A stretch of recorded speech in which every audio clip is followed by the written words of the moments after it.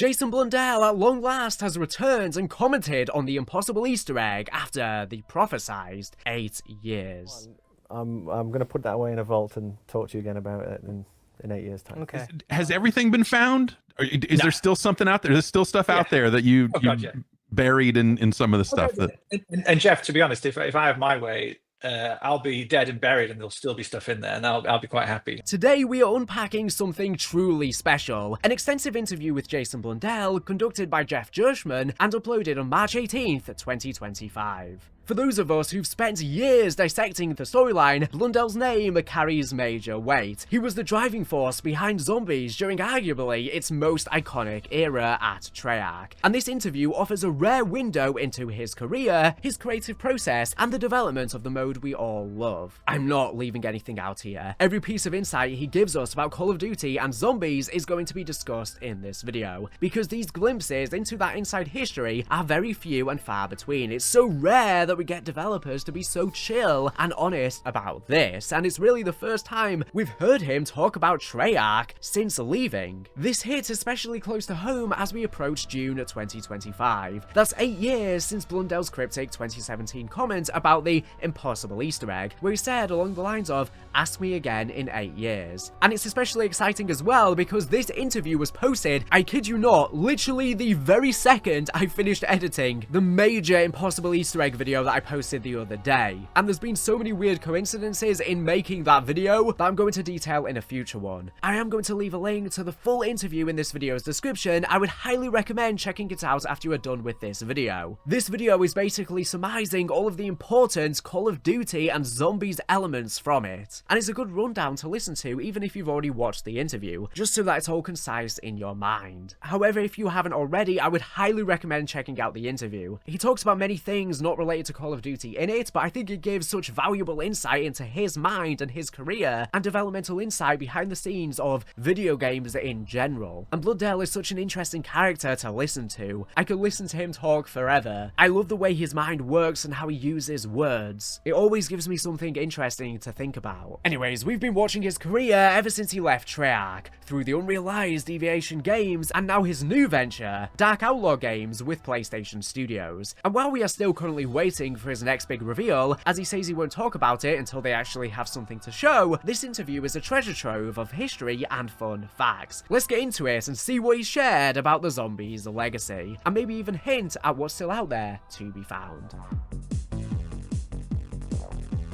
The best place to start is with some of the stuff we learn about Jason's life and how he got into game development. Jason Blundell's story starts in Warrington, northwest England, where his passion for gaming took root in his teenage years. Around 16 or 17, he tells Gershman, I started with paper role-playing games. I started with Games Workshop and Warhammer and GURPS and Star Wars role-play paper games and so forth, you know. He describes renting a church function hall with friends, taking turns as dungeon masters, and crafting stories that lit up their imaginations. And you really got that kind of, you could see the excitement in people's eyes. If you'd written a good story, he recalls, and that drive to captivate an audience became his foundation. Getting into the industry wasn't straightforward. No one would hire a young programmer at the time, so he turned to art, landing his first job at Sensory Deception, a company working with Psygnosis on The Fallen for the PlayStation 1. I'll work for free, he offered, and they brought him on to build 3D models using 3D Studio Release 3. But he couldn't resist coding. He'd sneak in at night and code things. This led him to programmer clubs in abandoned Manchester churches, where developers rigged power from streetlights with crocodile clips to swap code. Wild. He even built a polygon voxel engine, showing off demos in a vibrant UK scene that shaped his early ambitions. For Zombies fans, this is where it all begins to connect. That Dungeon Master experience, crafting intricate narratives and hiding surprises, feels like the blueprints for every Easter egg we've hunted. Blundell's early days weren't just about learning tech. They were about mastering the art of engagement, a skill that would define his work on maps like Doriz and beyond. Before he ever touched Call of Duty, Blundell's career was a whirlwind of projects across the industry. After The Fallen, he worked on Psygnosis Liverpool on Warhammer 40k, Glory in Death, coding R3000 for the PlayStation 1 during weekends while still in school. He then tested games like G-Police and Pa-Rapper, the rapper at Sony Test Europe, followed by a stint at Psygnosis Manchester on unreleased titles like The Contractor and Brainless. Those failures left a mark, he reflects. I think that every game that makes it onto the shelf is a miracle. A perspective that highlights the challenges he'd later conquer. Then came Nokia's N-Gage, an extremely bizarre console that is seen as a real oddity today, but at the time was fairly revolutionary. On the N-Gage, he oversaw the G process to approve third-party games. He reviewed game design documents, GDDs, and technical design documents, TDDs, traveling globally and noting how studies in places like China and Japan approach development differently. Would make a Western producer lose his mind. He says, though N-Gage flopped, Nokia funded his UK-based company, letting him produce Glory and Death and Nia Games Workshop. His next stop was Catwoman at Argonaut Software, a grueling movie tie-in project where he coded whip mechanics. One wild anecdote, a tire fire raged next door, and he impersonated the owner to finish his work. These years built Blundell's resilience and problem-solving chops. From some scrap games to chaotic crunch, he learned to navigate the unpredictable. Lessons that would prove invaluable when Zombies emerged as an unlikely juggernaut. Blundell arrived at Treyarch around 2006, just after Activision's acquisition, tasked with Call of Duty 3. Yeah, and so I was brought in on kind of COD 3. He confirms, joining a studio still merging with Grey Matter Interactive. For those that don't know, Treyarch, as they are today, is actually a merger between another studio, still called Treyarch, and Grey Matter Interactive. Grey Matter were responsible for some well-known hits, like Return to the Castle Wolfenstein, and some of Zombies' DNA can be found in these old titles, likely because other Zombies veterans, like Corky Lumco, were brought over from Grey Matter. They had just 9 months to ship COD 3, a timeline he calls insanity, and one Infinity Ward developer dismissed as unreasonable, which he agreed with. Treyarch was the underdog, crafting a game in the shadow of Infinity Ward's franchise. His role as a producer went beyond development. He was a unifier. You got to get the team to believe in themselves. He explains, and expressed that in these situations, it takes years for the Grey Matter people and the old Treyarch people to see themselves as one studio, which can hamper projects with such an incredibly short turnover time. As somewhat of an outsider, he wasn't affected by ideas of loyalty to now dead studios, and perhaps brought a perspective that broke through the established molds of these now merged companies. COD 3 isn't a zombie story yet, but it's where Blundell starts developing ideas for what Treyarch's identity would crystallize into under his tenure. That scrappy, team-first mentality would soon fuel the mode's rise. The Treyarch Infinity Ward rivalry shaped Zombies' ascent. Blundell brushes off public jabs, like Infinity Ward's community manager at the time, Robert Bowling, sniping at Treyarch's tech, but acknowledges the tension. I know the feeling of owning my IP or owning my game and somebody else is going to take it. His focus, stop worrying about them and worry about the game you've got in front of you and do the greatest work you can do, is what he told his team. World of War's fire tech, with such things as the flamethrower and Black Ops' dolphin dives, helped set Treyarch's tone apart tech-wise, but perhaps what the Treyarch games are most known for now is their more critical take on wars and the reasons they occur. Dark warfare, distinct from Infinity Ward's slightly more jingoistic style, as Blundell puts it. Treyarch's staple became exploring the real events that happen under the surface of the public story, and taking conspiracies and blending the lines between right and wrong, real or false. Do we even know reality? With mass anger at the Iraq War at the time, it's easy to see why Blundell, as executive producer, along with director and writer Dave Anthony, writer Craig Houston, and writer Corky, may have chosen this more critical theme and explored where this can be applied to the past. Zombies crystallized this split. Maybe you don't know the truth. Maybe the truth is behind the scenes in some way. Blundell says of Treyarch's twisty tales, a stark contrast to Infinity Ward's more straightforward and guns blazing vibe. Fans won big. I think the consumers got the best product. I think they got the best games because we were both trying to, let's go further. Who can give people more? For Zombies, this rivalry birthed a mode that broke COD's mold, thriving as Treyarch's defiant masterpiece.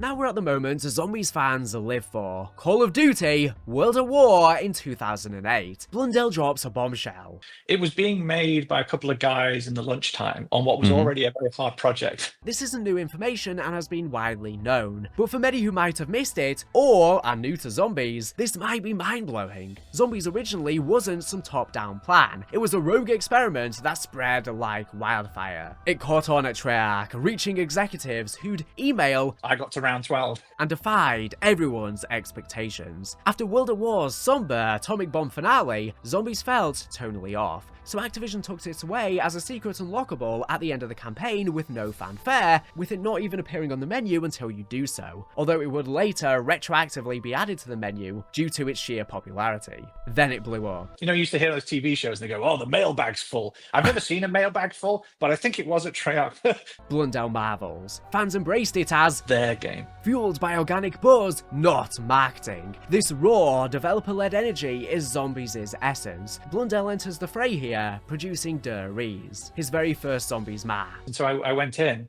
and I could feel the intimidation of it. He admits facing a passionate community, but he was compelled to take the role when asked. Drawing on his campaign experience, he added definite story and or emotional resonance, plus encrypted Easter eggs from his programming roots. Der Riese is sacred to us. It's where the ether story deepens, where Easter eggs become a lifestyle. Whilst Easter eggs had been in the maps previously, this is where it really started to pick up, story and Easter egg wise, such as the cipher you can unlock by interacting with the brick. Blundell didn't just join Zombies, he elevated it, setting the stage for its golden age. As a bit of a bonus here, from an ancient World at War era inside Xbox video, we can see a studio tour of Treyarch, including Jason Blundell's office, who was now in the role of executive producer. Outside of his office, Illuminati code is scrawled on several boards, with several messages encoded. This wasn't from the interview, but I'm including this to debunk any ideas that in this interview, Blundell might just be paying lip service to the idea that he was involved from the beginning, but actually really only influenced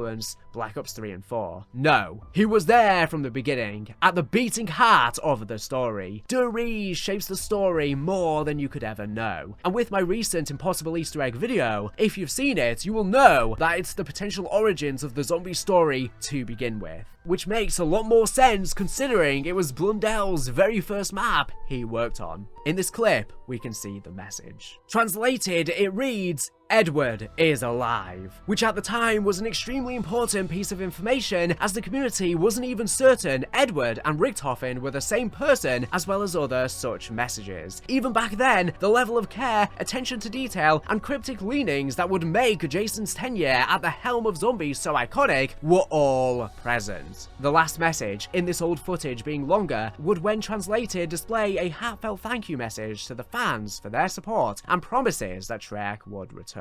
And as we return to the interview with Jason, we'll see the true massive extent of that return.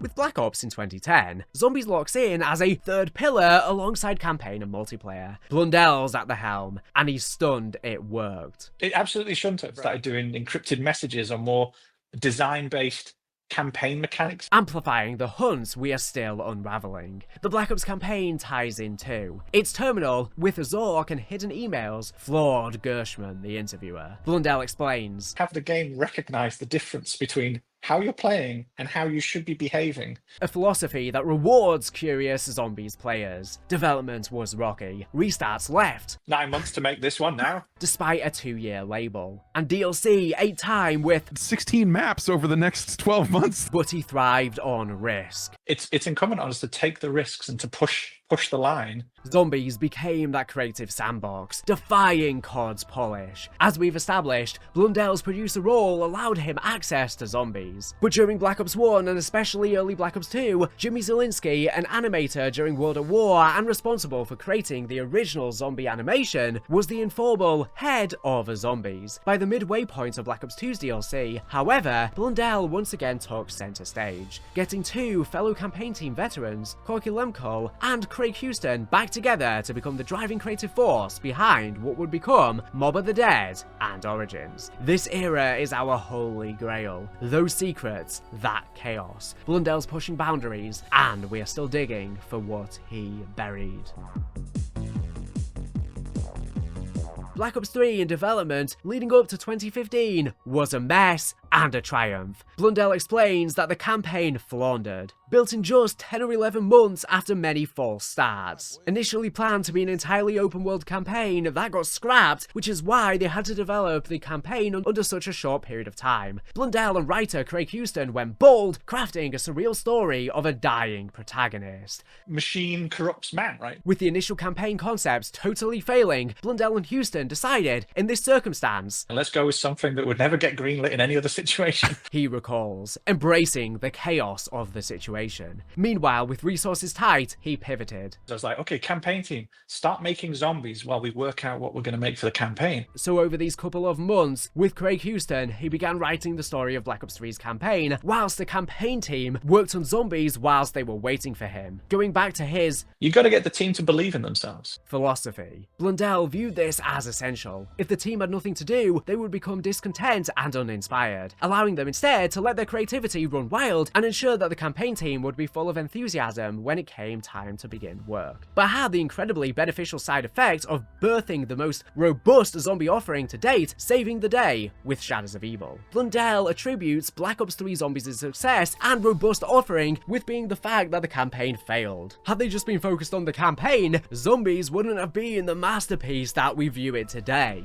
and have so much of that story and campaign flair. It's magic that shouldn't have happened. And Blundell, whilst he still likes, does apologise for the quirkiness and chaotic nature of Black Ops 3's campaign, but still is glad that he did it. Even if it didn't hit for everyone, I think it does hold a special place in many people's hearts. It's definitely not the best campaign out there, but it makes you think. It just probably wasn't right for Call of Duty, especially in the way it was executed. It's just so out there compared to everything else. But I think that's what actually adds some magic to it. Whilst I don't think it's the funnest campaign to play particularly, it has so much lore and mystery to it that there's hundreds and hundreds of hours of videos you could compile, deep diving everything. And there's many that have been made on YouTube over these recent years now that people have been looking back at the game in hindsight. 2018's Black Ops 4 is known to many to have been a project that was highly ambitious, but just as troubled. Blundell hints at the Lost campaign. There was a quest to look for a different shape of campaign that did not pan out. As there was planned to be some sort of 2v2 weird campaign that got cut, but I'm sure they had many ideas that were cut. Call of Duty's strict schedule killed it. Blundell explains that if it's not ready by the zero barrier, it's cut. They have a deadline they need to meet. If it's not shaping up in time, it has to go. What's ready at launch is what we receive. So instead, resources swung to Blackout, with Blundell being proud that his studio at the time was able to make such a difficult and decisive decision, even if it was a divisive one. One that would eventually lead to the smash hit that was Warzone. Blackout set its foundations. Blundell makes reference to the situation on Black Ops 2's most infamous zombies map, Transit. And you're like, okay, cut it down, cut it. Leaving it as a shadow of what it could have been. This is perhaps alluding to the early campaign, and maybe even Zombies concepts of Black Ops 4 having suffered the same fate. Obviously, there's many rumours that Black Ops 4 was meant to have a Zombies Chronicles 2, maybe even a remake of Transit, and they never saw the light of day. But Zombies persisted. Maps like Blood of the Dead carried on, but Blundell's cautious. Because I don't want to say something that Activision or Microsoft would be upset with me about. Sure. But what might have been? We are left wondering how Zombies held it together. Unlike the older projects, Black Ops 4 is still less than 10 years old, and so, in all likelihood, non-disclosure agreements are still very much in effect, but to be honest, he said a lot more in this interview than I was anticipating. Perhaps in another few years, Blundell may reveal more, but equally, especially for such a troubled production, it may be his professional courtesy to others who are still at the studio that prevents him from sharing the very likely, potentially gory and gruesome details of what truly went on behind the scenes, with many reports of poor workplace conditions coming out over the years. By Black Ops 4's release, and extending to the early development of Cold War, Blundell had reached the summit and had made it to co-studio head, but far more from the action. But I'm so far away from the game. He sighs. He claims his reasoning for moving on from the humble programmer all the way to the apex of the AAA games industry was to try and get the best deal for the creatives in his studio. He thought that if he was the producer, executive producer, co-studio head, etc., he would then be able to better argue for their creative process. But ultimately, the top of the metaphorical food chain was a lonely and disconnected existence. Furthermore, with the studio and the games industry as a whole now shifting its focus slightly, Blundell began feeling out of place for Treyarch's next steps, and so he split. There's only been like 2 times in my entire career I've walked into work and thought, I don't want to be here. And each time I've like, something has to, if I ever have that thought, something has to change. He left Treyarch because he was no longer enjoying coming into work every single day. The flair and the sparkle had gone, and I would imagine the rough development of Black Ops 4 and so much of Zombies' content being scrapped, and the problems of the blue screens on launch and the tumultuous community probably was largely in part for that. It makes sense that he was no longer enjoying it, and he explains in his interview that he loves his job, he loves making games, so if he's ever feeling like he doesn't want to be doing this, there's something clearly wrong. And so he had to leave instead of endure. And so he set up Deviation Games, his first attempt at a new studio, but sadly crumbled during the pandemic. But now he's been given a second chance. He's now at Dark Outlaw Games, a PlayStation first-party studio. He explains how it's hush-hush, focused on the game, not the hype. They're still probably trying to piece it together and don't have anything to show, and like I said at the start, when he feels they have something to show, he will share. And he alludes to the fact that, whilst he's sad for all of the developers that were affected by the rough problems that might have faced Deviation Games or even at Treyarch or other studios he's worked on, he believes that all of the mistakes need to happen because it's the only way for developers, or I guess anyone in the world, to learn. You need to take risks, and not all of those risks are going to pan out, and even if they don't pan out, such as whatever happened at Deviation Games, he still now has learned things from that experience, and he can take those things and implement him into how he does things now at Dark Outlaw Games. In order for things to go right, things have to go wrong, and whilst he hurts for all of the personal lives that were affected and job losses, this seems inevitable as part of the creative process. It's not like all jobs you are crafting a painting, essentially. It's an artwork as he describes it, and that doesn't always go right. There's not a set way to make a game. Even though the Call of Duty formula has become very mechanical and repetitive over the years, in order to create something truly special, you need to be able to take yourself off the deep end, to come up with the magical, and sometimes the problem solving is what creates the magic. He explains as well, in trying to get around the technological and hardware problems, you have to come up with creative ways to not break the game, called smoke and mirrors, and sometimes this creates the most special moments in games where the player doesn't even know what's actually going on in the back end to make it all work and not fall apart. This interview isn't without teasers for the all-consuming impossible Easter egg. Listen up, he teases. If I have my way, I'll be dead and buried and there'll still be stuff in there. Secrets linger, and we are itching to find them. Back in 2017, Blundell teased an Easter egg so deep he'd revisit it 8 years from now, June 2025. This interview, just shy off of that mark, doesn't name it but fuels the fire. His love for true secrecy and multi-level design screams it's out there. But not just one Easter egg. There are so many secrets left. Some he believes may not even be found even long after he's dead. And as he has done many times over the years, he takes great pleasure in this interview when he reminds us that the team were encoding secrets longer than we were trying to hunt for them. And so he's utterly convinced they found methods that go beyond the bounds of what data miners can possibly locate. He's gone back to this point over and over and over. Anytime he's been asked about the impossible Easter egg, and for him to bring it up once again in an interview with someone who is wholly disconnected from zombies is incredibly significant. It means that the impossible Easter egg is something more visual and involved, not locked behind a quest with steps, a cipher, and certainly makes all of the recent John D. Book leads all the more promising in that impossible Easter egg video that I posted, linked in the description, that I would highly recommend to watch after you are done with this one. Potentially, it's one of my best videos I have ever made, without a shadow of a doubt, and I'm so proud of it, and I really think that this is the impossible Easter egg. We kind of just sneakily got around it without solving the cipher.